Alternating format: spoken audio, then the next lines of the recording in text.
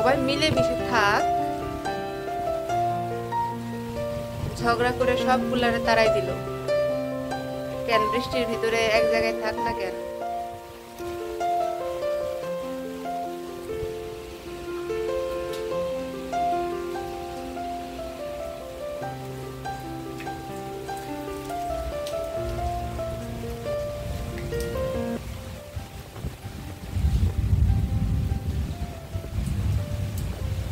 ছাদের গাছগুলোর কি আসসালামু আলাইকুম বন্ধুরা, কেমন আছেন সবাই? কমেন্ট করে জানাবেন। যে যেখান থেকে আমার এই ভিডিওটি দেখছেন সবার প্রতি রইল অনেক অনেক দোয়া আর ভালোবাসা। চলে আসলাম আরও একটি নতুন ব্লগ ভিডিও নিয়ে। আশা করছি বন্ধুরা আমার আজকের ভিডিওটি আপনাদের কাছে ভালো লাগবে। এটা হচ্ছে গতকালের ভিডিও, মানে 17 তারিখ সোমবার। তো সকালবেলা ঘুম থেকে ওঠার পর থেকে একটু অন্ধকার অন্ধকার ছিল। তো 8টা সাড়ে 8টা মেবি বাজে এরকম সকাল। তো তারপরে এত পরিমাণ অন্ধকার হয়ে আসলো, মনে হচ্ছিল যেন রাত হয়ে গিয়েছে, এত পরিমাণ অন্ধকার। তারপরেই শুরু হলো এরকম ঝুম বৃষ্টি আর বজ্রপাত।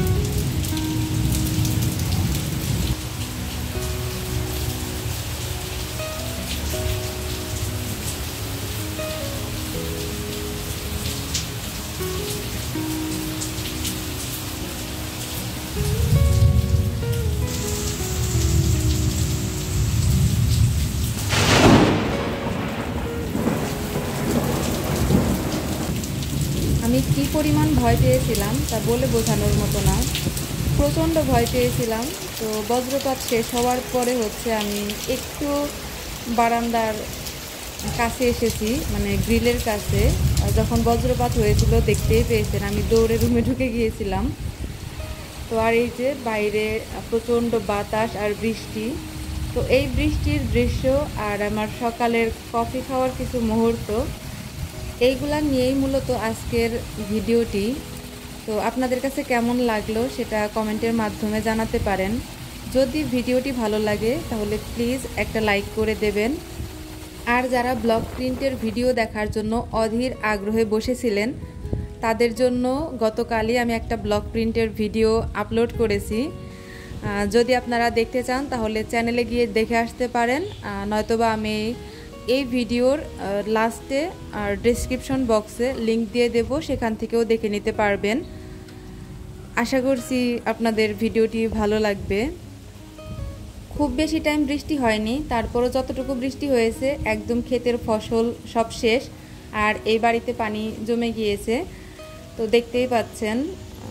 তবে বৃষ্টিটা ভালোই লেগেছে, খারাপ লাগেনি।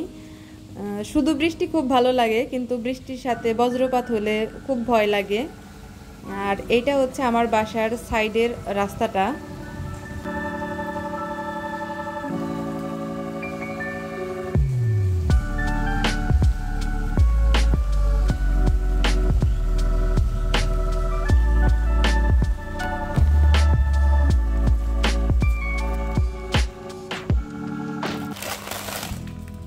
এই ভিডিওটা তো 17 তারিখ সকালবেলার ভিডিও। তো আমি 16 তারিখ সন্ধ্যাবেলা একটু বাইরে গিয়েছিলাম, কিছু টুকিটাকি জিনিস কেনার ছিল, সেইগুলাই নিয়ে আসছি আর আপনাদের সাথে শেয়ার করছি। আমি এখানে 2 আইটেমের বিস্কিট নিয়ে আসছি, চা বা কফির সাথে খাওয়ার জন্য, বা এমনিতেও খেতে পারি। চা বা কফির সাথে যে খেতে হবে এমনটা না। একটা হচ্ছে যে বাটার বাইট, একটু মিষ্টি জাতীয় এই বিস্কিটগুলা, আর একটাই যে চকোমিট। এটা আমার কাছে দেখতেও খুব ভালো লাগে, খেতেও খুব ভালো লাগে। একটা ছিল সাবান আর একটা ছিল স্ক্রাবার, আর এইটা হচ্ছে বডি স্ক্রাবার আর ছিল স্যাভলন। এই বডি স্ক্রাবারটা এর আগে আমি দেখিয়েছিলাম, ওইটা তো একটা পেয়ার ছিল, সরি একটা ছিল, আরেকটা হচ্ছে আরেকটা নিয়ে আসলাম। কারণ মানে একটা হাতে যদি আমি এই গ্লাভসটা পরি তো এই এক হাত দিয়ে পুরো বডি মানে পরিষ্কার করা পসিবল না, তো দুই হাতের প্রয়োজন। তো তখন আবার হয় কি যে ওই হাতেরটা খুলে আবার অন্য হাতে পরে তারপরে হচ্ছে আবার সেম কাজটা করতে হয়। তো সেই জন্য হচ্ছে দুইটা কেনা, দুই হাতে দুই গ্লাভস পরে তারপরে হচ্ছে বডিটা মাসাজ করি। বা যাই হোক, আমি বোঝাতে হয়তো বা পারতেছি না, বা কী বলে ওটাকে আমি বলতে পারতেছি না, আপনারা বুঝে নিয়েন। তো যাই হোক, আমি এখন হচ্ছে বিস্কিটগুলাকে এই যে কৌটাতে ভরে নেব।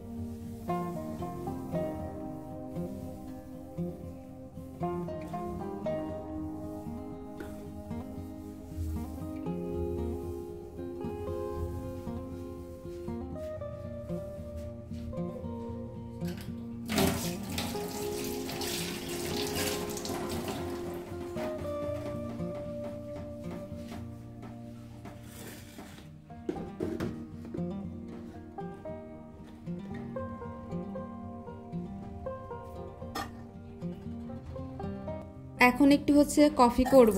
কফি তো আমরা সবাই করতে পারি, কিন্তু তারপরেও শেয়ার করলাম আমি র্যান্ডম কিভাবে কফি তৈরি করি খুব তাড়াতাড়ি, তো সেটাই আপনাদের সাথে শেয়ার করলাম আর কি একটু।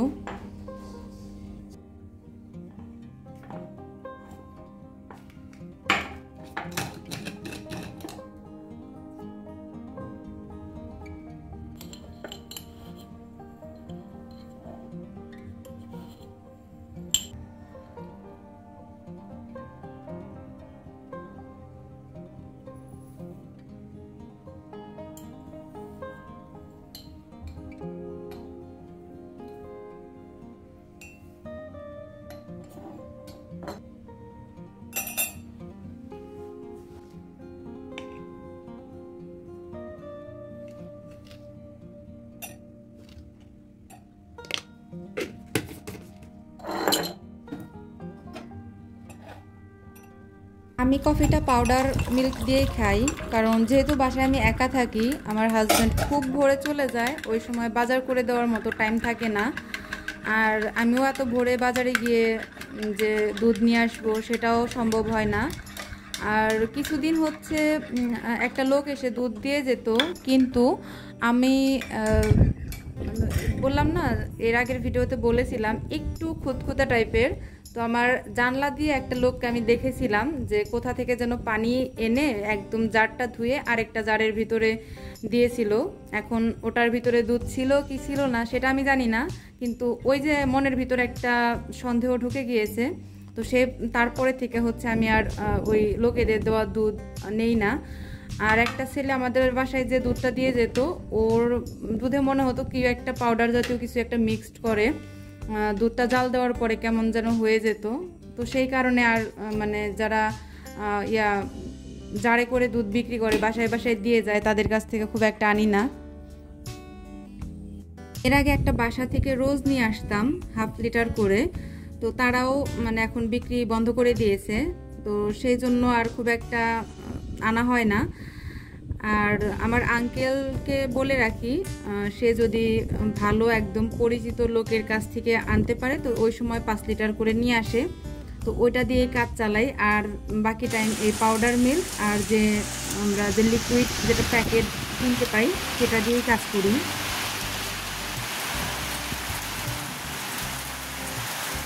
এখন যে দৃশ্যটুকু দেখতে পাচ্ছেন এটা কিন্তু আমার বাসা না, এটা ঢাকা থেকে ভিডিও করে পাঠানো হয়েছে আমার এক বড় দিদি, তার বাসার সামনের ভিউ এটা।